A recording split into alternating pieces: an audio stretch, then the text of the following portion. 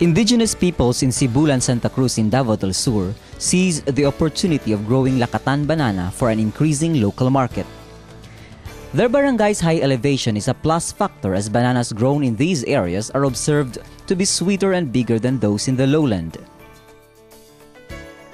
Kung manggod siya ang Lakatan nga kuan project, hindi man manggod siya sa mga pandagang mga traders na ikan sa Davao, sa Jensan, istagtaga sa mga turil. Nagkoon niya tamis pod mo na ang kuan diri sa Lakatan. Kay okay mo ang climate diri. Although they have realized the potential of growing Lakatan banana, Danilo Abe, chairman of the Sibulan Upland Farmers Association or SUFA, said a financial constraint limits them from expanding their production. Among the inputs needed include quality and clean planting materials as well as appropriate amount of fertilizer. Danilo said he is glad that the local government of Santa Cruz endorsed the association to be one of the beneficiaries of MRDP so that they can access funds for expansion. Through the proposed Banana Lakatan production project funded under the program CFAD component, the SUFA was given 250,000 pesos for purchase of tissue-cultured planting materials and organic fertilizer.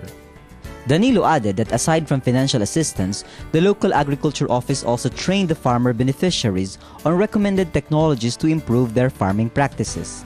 He said traders buy their Lakatan all-in at 13 pesos a kilo, which is already reasonable. With the expansion of Lakatan production, Danilo said their association looks forward to a more promising business enterprise as they can consolidate enough supply and negotiate for better price. Program Director Lealyn Ramos said, "This project implemented by Tagabawa Bagobo is not only a showcase of community demand-driven but also market-driven approach that guide farmers in selecting economic activities with ready markets that can ensure a regular income." Tribal chieftain Gideon Tolentino, for his part, said they are glad that projects such as MRDP are giving priorities to IPs.